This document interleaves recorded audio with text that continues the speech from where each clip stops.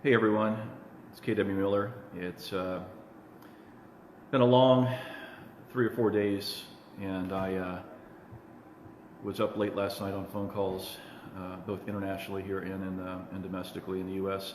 And typically we'll do this video off my congressional page, but we were having a linkage problem, so I'm doing it off my personal Facebook page. We'll copy it over to the congressional page.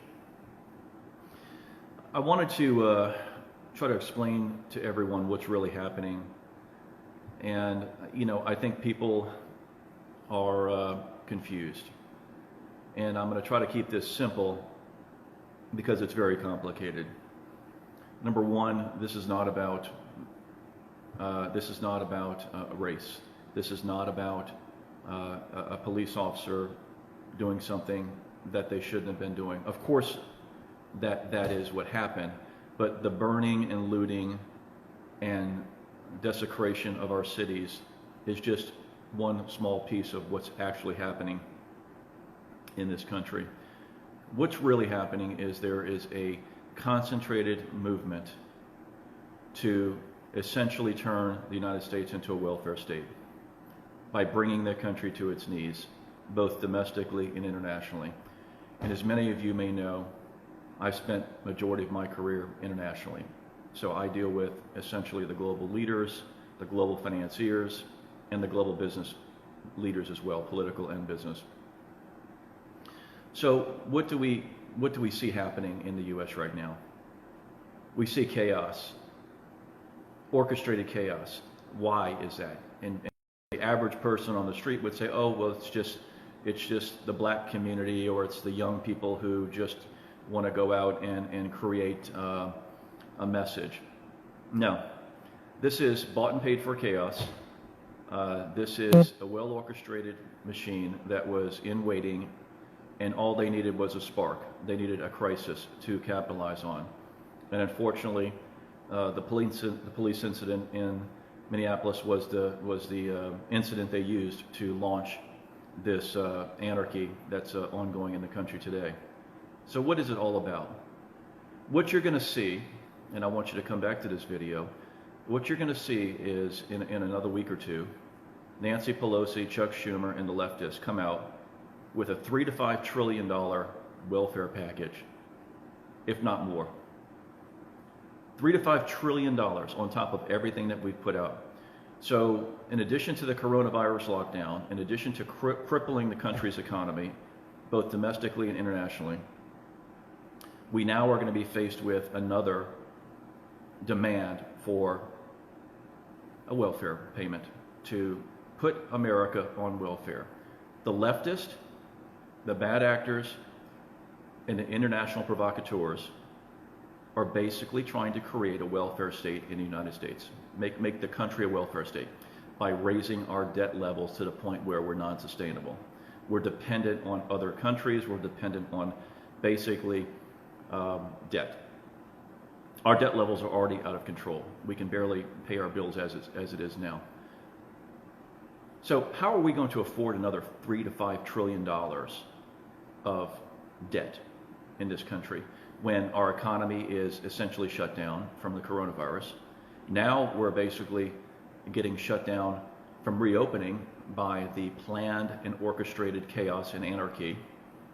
And by the way, not only are we going to be asked to approve $3 to $5 trillion of additional welfare and handouts by the leftists, Nancy Pelosi and Chuck Schumer and that crowd, they're also going to tell us that we have to pay to rebuild all of the quote-unquote blue cities, which are akin to essentially where this chaos is occurring. New York City, Los Angeles, Seattle, Portland, Oregon, Washington, D.C., Baltimore. Do the math. We can't afford it. So what's the point? The point is there is a concentrated effort, well-concentrated effort, by a very, very sophisticated dark money regime to cripple the United States, literally create a welfare state. Now, myself and a very tight group of international and domestic business leaders saw this coming many months ago, informed, and started to plan for this very event, which means we were essentially saw the writing on the wall. We didn't know the coronavirus was going to be the one thing that they would use to trigger the meltdown. We didn't know when they would launch the anarchy and the chaos, but we knew it was coming. Where does that leave us politically? Last night I delivered a message to the country, and the message was directly focused at President Trump, and he got the message. He understood exactly what I was saying because he knows I talk to international business leaders, and he immediately announced that he would be locking DC down. But you have to put yourself in the president's position. Whether you like President Trump or you don't, he's isolated. The military cabal, the military establishment wants him out because he won't wage war. The Justice Department and all of the civil service agencies want him out because they are basically lifers and he goes against them. And then you have the global bad actors who want him out because he basically is trying to undermine all of the deals that have essentially hurt the U.S. economy and hurt American workers over the last 20 or 30 years. China is certainly one. The Europeans want him out. Asia doesn't really care for Trump. The South Americans are less of a player. So you have to understand that this is a combined effort between international bad actors and domestic leftist bad actors to essentially cripple the U.S. economy, to cripple the American workforce. Where does that leave us? It leaves us in a very dark place. But we can correct this, and we will correct this. But I want everybody to understand what is really happening. What is really happening is this is a concentrated effort to cripple the U.S. This is not about justice for any one individual who was a victim of police brutality. As difficult and as terrible as that was, that is not what's happening here. This is about destroying the very fabric of our society. It's something that is so evil and is so beyond comprehension to most people that I even struggle to share this with you in the right forum because most people don't understand it or won't understand it. They'll look at it as civil unrest. My friends, this is not civil unrest. This is anarchy. Trust me, I grew up in the South.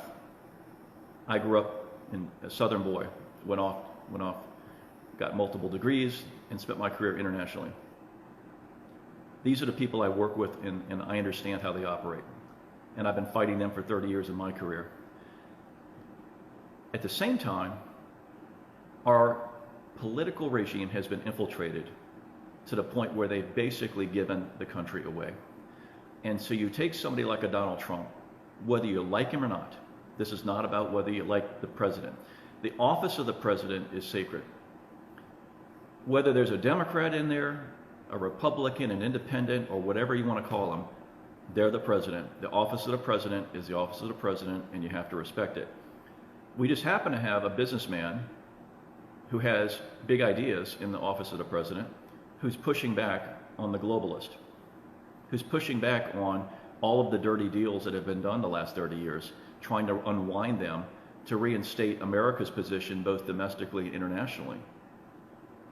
And the bad actors don't like it, and they're fighting back. They're fighting back aggressively. And what you're seeing on the streets of America right now is dark money, special interest, and the bad actors fight back and try to destroy this country. Essentially what they're trying to do is destroy the presidency and bring back somebody into the presidency who will basically do their bidding. We're only 2 or 3 Senate seats away from complete anarchy in this country.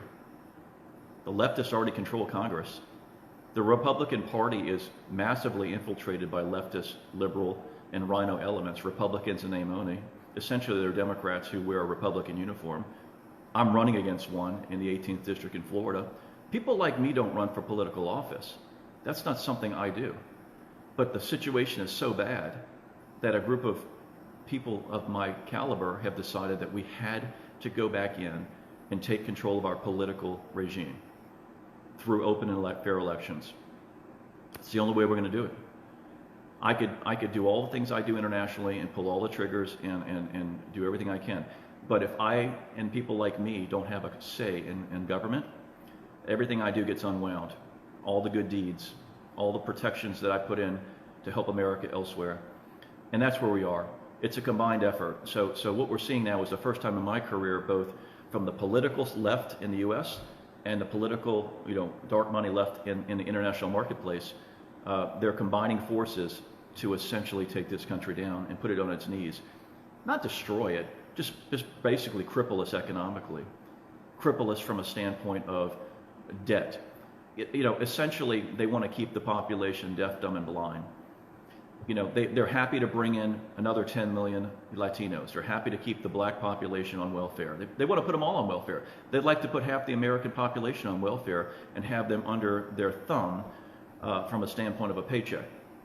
Why do Nancy Pelosi and Chuck Schumer and their like want to come out with another $3 to $5 trillion? $3 to $5 trillion on top of all of the debt we have and hand it out? It's real simple. Put you under their thumb. They want to control you, the American population. If you're on the dole, you're on welfare, you're under their paycheck, they control the country. They basically do what they want. People like me, they're scared of. They will fight me tooth and nail. They will fight others like me tooth and nail to retain power. And so I'm just one man, but I happen to be a man with a lot of voice and a lot of relationships and a lot of contacts and a lot of pull. But that pull is only as good as the American population and American voters take it with others like me. So when you look at what's happening today, what I'm trying to tell you is this is not about the fact that a police officer violated somebody's civil rights. Yes, that happened. It happens a lot, and there are shootings every day. 5 police officers were murdered in Dallas by crazies. Not too many people are talking about that, are they? How about the families of those 5 police officers who were murdered, assassinated by somebody devious and ill-willed? Who's gonna make that up to them? You see, my friends, this happens across the country every day. It's sad, but I want you to keep in mind what's really happening here. We're fighting for the very fabric of our society. We're fighting to keep this country entrepreneurial, unencumbered, not captured by dark money, special interest, and foreign nations. And this is not a welfare state. The United States was not built a welfare model. This was built as a land of the free, home of the brave, we the people. Go out, build your business, do what you want, do it by the rule of law under the Constitution. There is a monumentally large, massive movement underway to essentially degrade the U.S. Constitution, degrade your rights, put you under the thumb of government, and basically put you on the government, quote-unquote, dole, as we say in Europe, or on welfare, as we say in the U.S. Now, a lot of people are happy to take the paycheck and just drink beer, watch TV, and go out and create trouble. That's not the majority of the population. Majority of Americans want to work. They want to build things. They want to leave legacies for their children and their grandchildren. I'm one of those people. So where are we now? Don't underestimate the president. I always tell my people, you have to beat the bushes to find the snakes. And when you're looking at President Trump, and you're asking, why isn't he locking this country down? Well, he's watching the snakes come out and slither in the streets. Not the people who are tearing the stores down, the leaders. And he's watching to see who does what, as are people like me and others, as you should. Watch who's doing something in your neighborhood. Watch your mayor, watch your city council members, watch your state representatives, watch your state senators, congressional leaders. And then exercise your right to vote, exercise your voice. Because you're seeing true colors come out, my friends. This is the moment of truth. I've never seen a night where the country burned like it did last night, where almost every major American city was on fire being ransacked, was being desecrated. Washington, D.C. was an absolute anarchist nightmare. All of our national monuments were desecrated. Churches were burned. Ask yourself, did you ever in your wildest dreams think that you would see that in the United States on one night? Then ask yourself, why did it happen? Who let it happen? It didn't happen on its own. The greatest military power in the world, and we can't control our own cities. You ask yourself that question. Let me give you the answer. It was planned, it was orchestrated, it still is orchestrated, and it's being allowed to happen by your leaders. Not the president, your leaders, your local leaders. They're allowing anarchy. They're essentially promoting it indirectly. They won't come out and say it. And that is the sad state of affairs of this country. Now, what they're going to do, again, is they're going to come out and say, we need another $4 or $5 trillion to rebuild our American cities. We need to give another $4 or $5 trillion to the Americans. Just give it to everybody, give them a handout. No, my friends, that's not how it works. That's not how it works. You burn your house down, you have to go rebuild it. You burn your city down, you have to go rebuild it. You pay for it. I'm not going to pay for it. I don't expect you and other citizens to pay for it. See, it's called responsibility.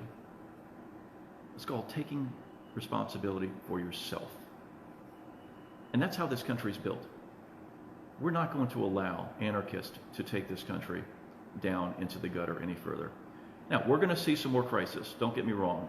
We're not done with this. The anarchist, the leftist, and the bad actors funding them. And let me be clear with you. If you think China's not in there, they're right in there. China's leading the pack. They want this country under their thumb. Do you think China wants to give up their manufacturing that they've taken from the U.S.? Do you think they want to give up everything that they've taken from the U.S., all the jobs, all the exports? Absolutely not. They will do everything in their power to destroy the fabric of this society. But let me ask you a question as well. Who do you think sold out to China? Who sold this country out to China? Ask yourself that question. I know the answer. I've been doing it for 30 years. I've never done one deal with the Chinese because I told them to go fuck themselves, pardon my French. I won't do a deal with the Chinese because they're the Roach Motel. The Roach Motel is when you check in and you don't check out. The Chinese do not want the American business to check out. They want all the manufacturing. They want to control the export. They want to control the U.S. currency through the fixed currency exchanges. And, they've got us locked in stock and barrel. They want to control our food supply. Folks, when you sell out consistently year in, year out for 30 years or more, you got to pay a price at some point, and we're paying the price. And it's going to be a hard fight to claw it back, to get it back. And that's what Donald Trump is trying to do. I'm not Donald Trump's cheerleader. Let me be clear. I think the president has issues. I think he makes mistakes.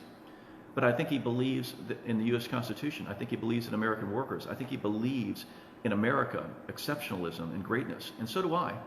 Not because we're better than anybody else, but because we work and we achieve it. We're not a welfare state. I lived in Europe for 10 years. Europe is a welfare nation. Western Europe. Half the country, half of the nations and states in those countries are welfare states. They're on the dole. That's not the American way. Taxes in Europe are over 50%. That's not the American way. If you tried to put a 50% tax on Americans' income, you would have a revolt today. So you see where I'm going. We're not moving to the left, but we're being pushed in that direction very, very hard. And all I can say to you is, open your eyes. I'm not going to ask you to get complicated and understand some of the details that I understand, because the things I know and do are just way too complicated for this discussion. But all I can tell you is, this anarchy you're seeing, burning of America, burning of our cities, desecrating our monuments, our churches, destroying businesses that have been shut down for months anyway, that now cannot reopen. Do you think it's by accident? No, friends, it's not. This is a well-planned, well-orchestrated, dark globalist movement to destroy the very fabric of this society. And only you and me can make that change. You start by changing it in the 2020 elections. Look at your state representative, look at your state senators, look at your local representatives, and look at your congressional leaders. And look hard at them. Just because they have an R by their name doesn't mean that they're a constitutionalist. Just because they have an R by their name doesn't mean that they're a libertarian. Just because they have an R by their name doesn't mean that they support free enterprise. I'm going to tell you something that I don't talk about very often, and that is that the Republican Party in the United States has been massively infiltrated by liberals. Essentially, you call them rhinos, Republicans in name only. They're just liberals. They're leftists. And if you look at the Republicans we had in Congress, and you look at before the impeachment of President Trump, before the impeachment, all of the knives in his back, a majority of them were from Republicans, rhinos, liberals, with our uniforms. That's a fact. It's not my story. It's a fact. I watched it happen, and it was disgusting. You know, it was just disgusting. So, you know, you have to look hard in your backyard to determine who you believe is real. All I can tell you is, right now, the fight for the very fabric of our society is on. And if you don't get out there and you don't get active and you don't vote, then you, me, all of us deserve what we get. Because right now, if we lose this battle, we will become a welfare state, the country. We will become a liberal, leftist, do-nothing, you know, just a country that had basically lost its stature. We will become a ward of China and other countries who basically will continue to steal what's left of our manufacturing base because they can buy it by subsidizing their own businesses. We'll become basically waiters and waitresses for the world. Now, folks, I'm not a waiter and I'm not a waitress. I build things. I like to build things. I like to run businesses. I like to, you know, the United States is a business. Let's be clear. Anybody that tells you it's not doesn't understand the very fabric of what we're talking about. Every state is a business. Every county in every state is a business. If you don't run it that way, you're going to go bankrupt. Now, a lot of times what you see is liberal counties, liberal states, they're bankrupt, but they want the federal government to bail them out. So what does that mean? That means people like me and you who contribute to society, who pay our taxes, who are productive individuals, are being asked to not only pay our part in our local businesses, in our local county and taxes and states, we're actually being asked to give money to other states and give money to bail out bad actors. So here's another thing I want you to take away. Get prepared, because not only are Nancy Pelosi and Chuck Schumer and the bad actors coming to the table with another $3 to $5 billion of welfare demands, they're also coming to the table to ask you to bail out, on top of that, all of the bad actors in other states, in other cities who are bankrupt. They were bankrupt before the coronavirus. Then they went in debt further on purpose during the coronavirus.